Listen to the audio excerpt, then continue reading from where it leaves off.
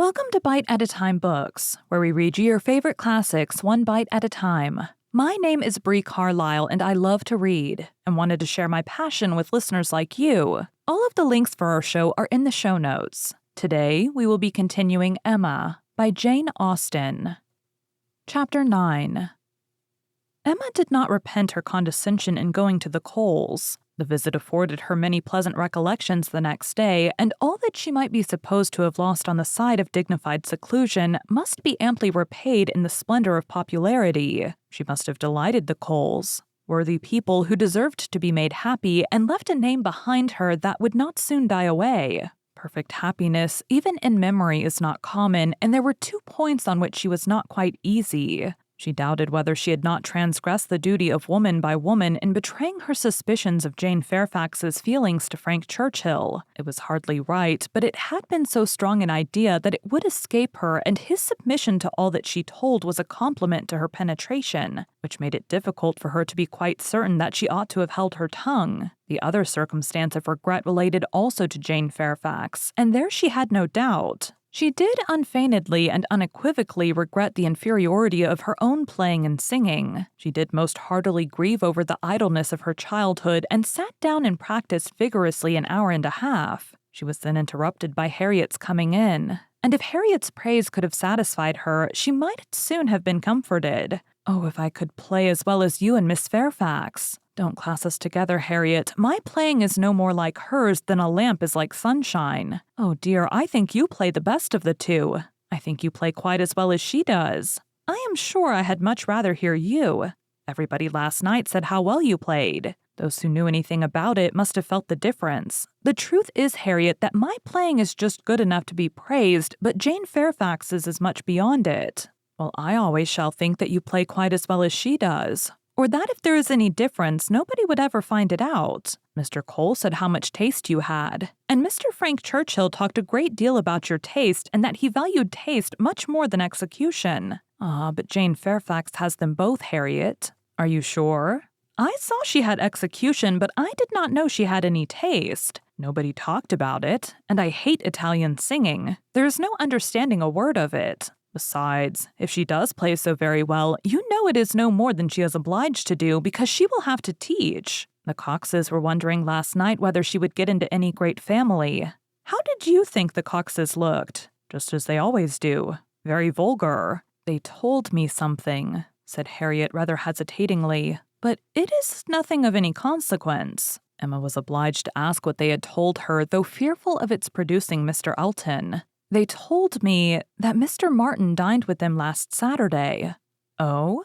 "He came to their father upon some business, and he asked him to stay to dinner." "Oh?" "They talked a great deal about him, especially Anne Cox. I do not know what she meant, but she asked me if I thought I should go and stay there again next summer. She meant to be impertinently curious, just as Anne Cox should be. She said he was very agreeable the day he dined there. He sat by her at dinner. Miss Nash thinks either of the Coxes would be very glad to marry him." "Very likely. I think they are without exception the most vulgar girls in Highbury." Harriet had business at Ford's. Emma thought it most prudent to go with her. Another accidental meeting with the Martins was possible, and in her present state would be dangerous. Harriet, tempted by everything and swayed by half a word, was always very long at a purchase. And while she was still hanging over muslins and changing her mind, Emma went to the door for amusement. Much could not be hoped from the traffic, or even the busiest part of Highbury. Mr. Perry walked hastily by, Mr. William Cox letting himself in at the office door, Mr. Cole's carriage horses returning from exercise, or a stray letter boy on an obstinate mule, were the liveliest objects she could presume to expect. And when her eyes fell only on the butcher with his tray, a tidy old woman traveling homewards from shop with her full basket, 2 curs quarreling over a dirty bone, and a string of dawdling children round the baker's little bow window eyeing the gingerbread, she knew she had no reason to complain and was amused enough, quite enough still, to stand at the door. A mind lively and at ease can do with seeing nothing and can see nothing that does not answer. She looked down the Randalls Road. The scene enlarged. 2 persons appeared, Mrs. Weston and her son-in-law. They were walking into Highbury, to Hartfield, of course. They were stopping, however, in the first place at Mrs. Bates, whose house was a little nearer Randall's than Ford's, and it all but knocked when Emma caught their eye. Immediately they crossed the road and came forward to her, and the agreeableness of yesterday's engagement seemed to give fresh pleasure to the present meeting. Mrs. Weston informed her that she was going to call on the Bateses in order to hear the new instrument. "For my companion tells me," said she, "that I absolutely promised Miss Bates last night that I would come this morning. I was not aware of it myself. I did not know that I had fixed a day, but as he says I did, I am going now. And while Mrs. Weston pays her visit, I may be allowed, I hope," said Frank Churchill, "to join your party and wait for her at Hartfield, if you're going home." Mrs. Weston was disappointed. "I thought you meant to go with me. They would be very much pleased." "Me? I should be quite in the way, but perhaps I may be equally in the way here. Miss Woodhouse looks as if she did not want me. My aunt always sends me off when she is shopping. She says I fidget her to death, and Miss Woodhouse looks as if she could almost say the same. What am I to do?" "I am here on no business of my own," said Emma. "I am only waiting for my friend. She will probably have soon done, and then we shall go home. But you had better go with Mrs. Weston and hear the instrument." "Well, if you advise it, but," with a smile, "if Colonel Campbell should have employed a careless friend, and if it should prove to have an indifferent tone, what shall I say? I shall be no support to Mrs. Weston. She might do very well by herself. A disagreeable truth would be palatable through her lips, but I am the wretchedest being in the world at a civil falsehood." "I do not believe any such thing," replied Emma. "I am persuaded that you can be as insincere as your neighbors when it is necessary, but there is no reason to suppose the instrument is indifferent. Quite otherwise, indeed, if I understood Miss Fairfax's opinion last night." "Do come with me," said Mrs. Weston. "If it be not very disagreeable to you, I need not detain us long. We will go to Hartfield afterwards. We will follow them to Hartfield. I really wish you to call with me. It will be felt so great an attention, and I always thought you meant it." He could say no more, and with the hope of Hartfield to reward him, returned with Mrs. Weston to Mrs. Bates' door. Emma watched them in, and then joined Harriet at the interesting counter, trying, with all the force of her own mind, to convince her that if she wanted plain muslin, it was of no use to look at figured, and that a blue ribbon, be it ever so beautiful, would still never match her yellow pattern. At last it was all settled, even to the destination of the parcel. "Should I send it to Mrs. Goddard's, ma'am?" asked Mr. Ford. "Yes. No.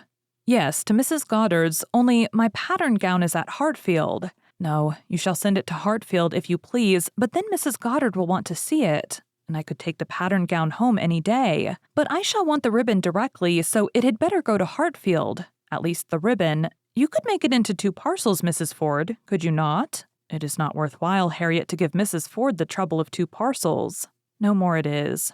"No trouble in the world, ma'am," said the obliging Mrs. Ford. "Oh, but indeed, I would much rather have it in one." "Then if you please, you shall send it all to Mrs. Goddard's." "I do not know. No, I think Miss Woodhouse may just as well have it sent to Hartfield and take it home with me at night.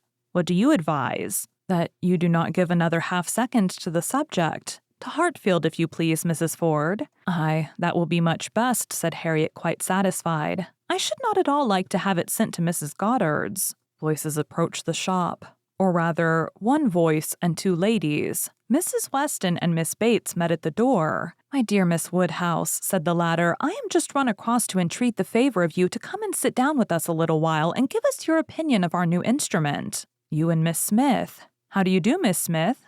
"Very well, I thank you. And I begged Mrs. Weston to come with me that I might be sure of succeeding. I hope Mrs. Bates and Miss Fairfax are very well. I am much obliged to you. My mother is delightfully well, and Jane caught no cold last night. How is Mr. Woodhouse? I am so glad to hear such a good account. Mrs. Weston told me you were here." "Oh, then," said I must run across. I am sure Miss Woodhouse will allow me just to run across and entreat her to come in. My mother will be so very happy to see her, and now we are in such a nice party she cannot refuse." "Aye, pray do," said Mr. Churchill. "Miss Woodhouse's opinion of the instrument will be worth having." "But," said I shall be more sure of succeeding if one of you go with me."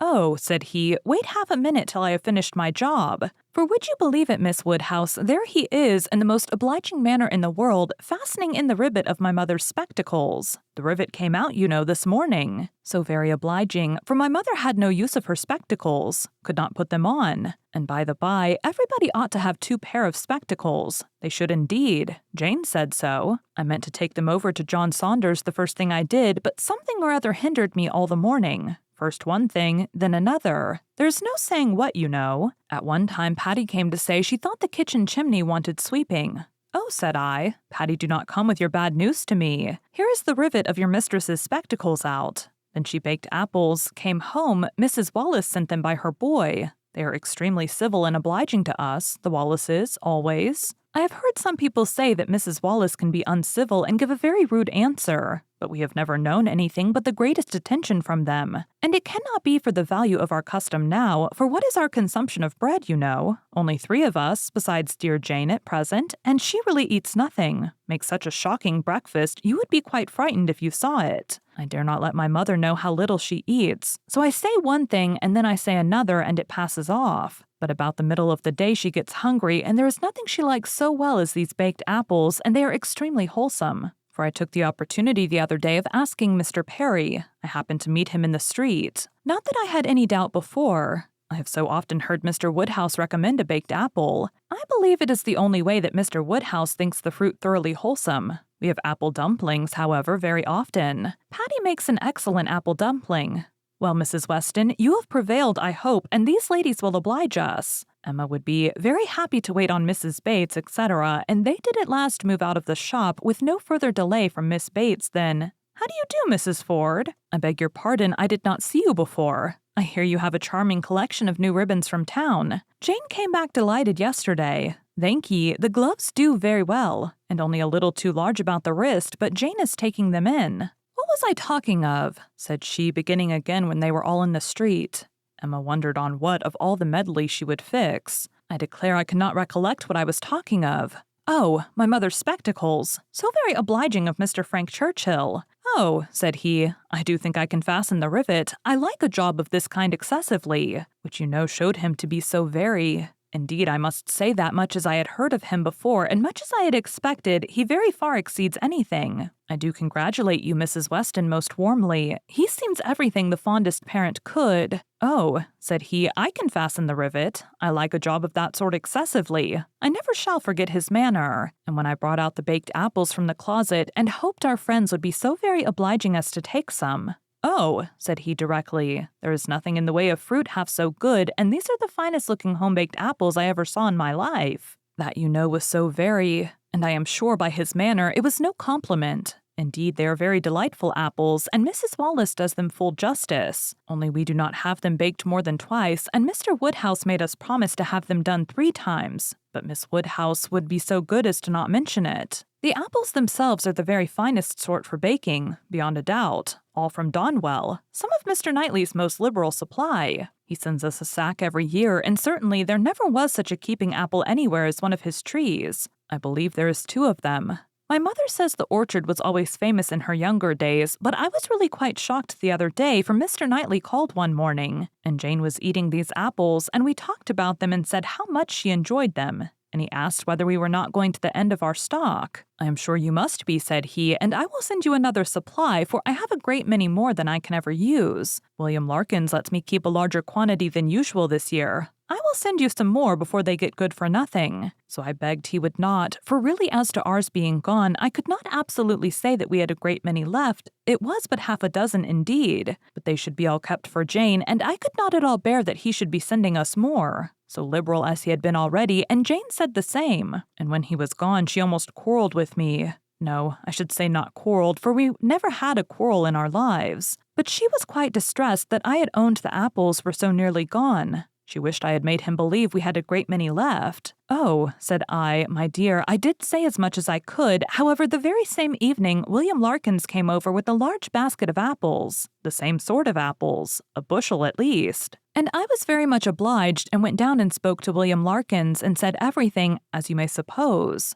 William Larkins is such an old acquaintance. I am always glad to see him, but however, I found afterwards from Patty that William said it was all the apples of that sort his master had. He had brought them all, and now his master had not one left to bake or boil. William did not seem to mind it himself. He was so pleased to think his master had sold so many, for William, you know, thinks more of his master's profit than anything. But Mrs. Hodges, he said, was quite displeased at their being all sent away. She could not bear that her master should not be able to have another apple tart this spring. He told Patty this, but bid her not mind it and be sure not to say anything to us about it, for Mrs. Hodges would be cross sometimes, and as long as so many sacks were sold, it did not signify who ate the remainder. And so Patty told me, and I was excessively shocked indeed. I would not have Mr. Knightley know anything about it for the world. He would be so very— I wanted to keep it from Jane's knowledge, but unluckily I had mentioned it before I was aware. Mrs. Bates had just done as Patty opened the door, and her visitors walked upstairs without having any regular narration to attend to,